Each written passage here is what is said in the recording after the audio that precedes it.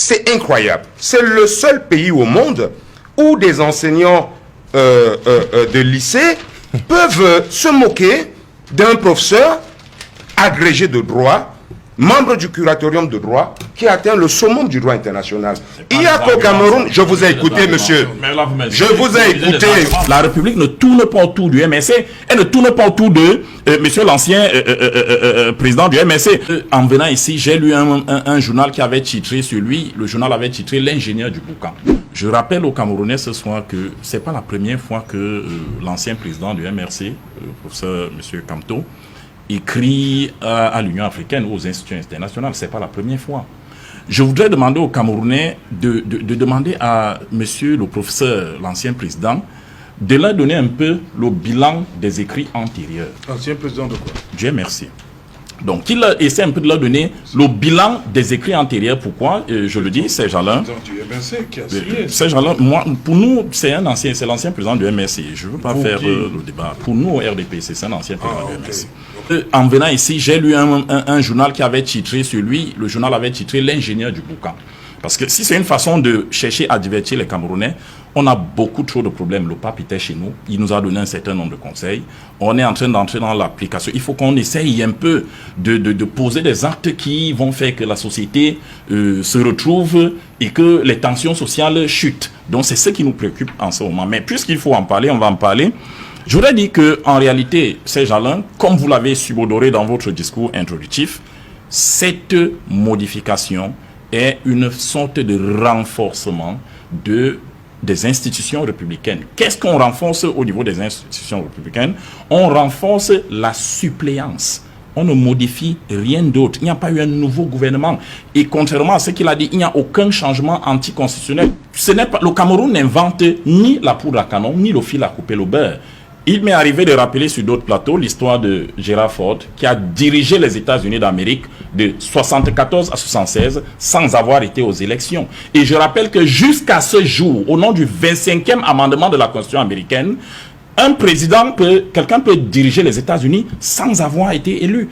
Il ne faut pas qu'on ait le sentiment que c'est quand le MSC dit, parce qu'il y a des moments où quand ça profite au MSC, c'est bien, mais quand c'est quelque chose qui se passe et qui semble les clouer au pilori par rapport à leur choix hasardeux, ça devient mauvais. Non, la République ne tourne pas autour du MSC, elle ne tourne pas autour de monsieur l'ancien président du MSC. Donc il faut qu'on se comprenne bien. Il faut dire que si je me mets à répondre à toutes les incongruités qui ont été dites sur ce plateau et même des insultes, il y a même eu des menaces. On a dit que celui qui va tenter quoi que ce soit contre ça, on nous a parlé d'insurrection, mais je ne serai pas là pour ça. Je suis là pour parler aux Camerounais, ça ne m'intéresse pas. Il y a des gens qui appellent le président Kamto ancien président. Peut-être qu'ils auraient souhaité que le RDPC nomme un président au MRC. Ben, écoutez, vous pouvez toujours le faire. C'est à votre aise. On a été aérien avec un débat lunaire. On nous a amenés aux États-Unis parler des choses qu'on ne comprenait même pas. On dit des contre-vérités, on dit des contresens, on se contredit même sans s'en rendre compte. C'est incroyable. C'est le seul pays au monde où des enseignants de lycée peuvent se moquer d'un professeur agrégé de droit, membre du curatorium de droit, qui atteint le summum du droit international. Il y a qu'au Cameroun, je vous ai écouté, monsieur. Je vous ai écouté. Vous nous avez insulté et je n'ai pas réagi. Vous nous avez insulté. Monsieur, je parle, c'est mon temps de parole. Vous nous avez insulté et je suis resté très poli et très calme. Il y en a qui se sont essayés sur des plateaux de télévision, d'ailleurs, vos plateaux de télévision, des chaînes d'État, des professeurs respectables, mais ils n'ont pas été aussi pédants que vous pour défendre ce que vous êtes en train de défendre. Quand vous ne comprenez pas un sujet, argumentez. Monsieur, laissez-moi parler.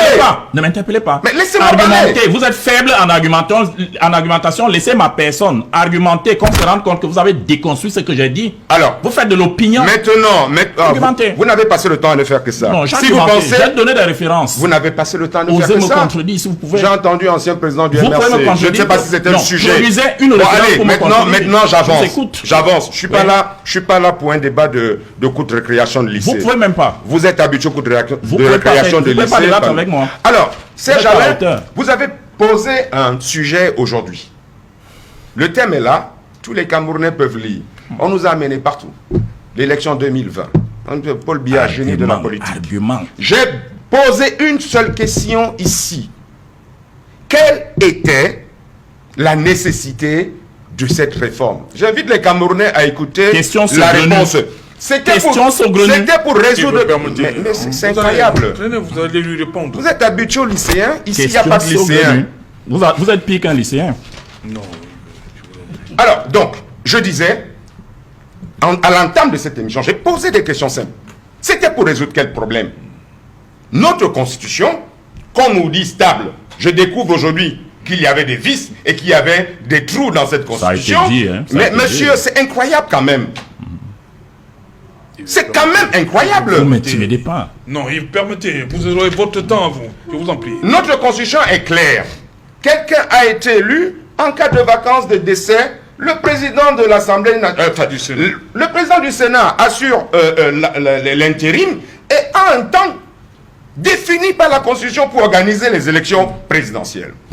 Donc, il faut que les Camerounais comprennent une chose qui est simple. Voilà un débat qui a été posé. J'ai parlé de l'article 64. Rien que ça, je l'ai lu pour tout le monde. Je peux le relire. C'est un article de notre Constitution. Je ne suis pas allé chercher la Constitution du Togo, ni du Niger, ni des États-Unis. Non. Article 64. Aucune procédure de révision ne peut être retenue. Retenue. Si elle porte atteinte à la forme républicaine, à l'unité et à l'intégrité territoriale de l'État et aux principes démocratiques qui régissent la République. Ce pays n'appartient pas à Paul Biya. Paul Biya ne peut pas s'arroger la souveraineté du peuple. Il a été élu. Ça peut être contesté ou pas, mais dans tous les cas, il est président de fait.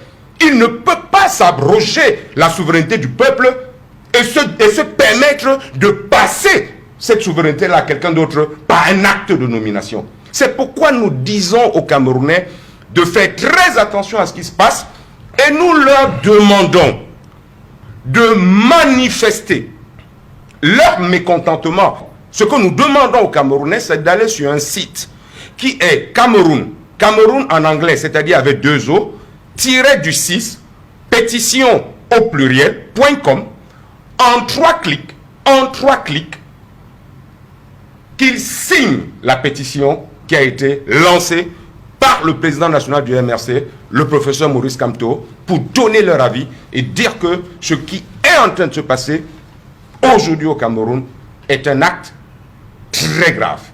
Un acte qui risque d'impacter la stabilité politique et sociale au Cameroun. On voit cet acte encore aujourd'hui avec un regard minimal. Mais les gens ne comprennent pas ce qui se joue. On nous a expliqué qu'il est écrit « le président peut ». Donc, il peut ne pas. S'il peut ne pas, où était donc l'urgence et la précipitation avec laquelle cette réforme a été mise en place? Si elle a été mise en place, nous savons très bien que c'est parce qu'elle va finir par être réalisée. C'est pourquoi nous demandons aux Camerounais d'être très vigilants et de donner leur avis sur cette loi. Parce que qu'est-ce qui peut se passer demain? Ce qui peut se passer demain, c'est que M. Paul Biya peut se lever et vous dire que s'il n'est plus là demain, la personne qui le remplacera s'appelle Brenda Biya. J'ai rien contre elle. J'ai rien contre elle. Mais rien ne lui empêche de le faire. D'autant plus que nous n'avons aujourd'hui aucun critère qualificatif sur qui peut être nommé vice-président ou pas. Donc c'est au bon vouloir de M. Biya. C'est pourquoi nous disons que ce pays ne lui appartient pas, que nous ne sommes pas dans une monarchie, que nous sommes en république. Et nous nous y opposerons autant que nous pourrons.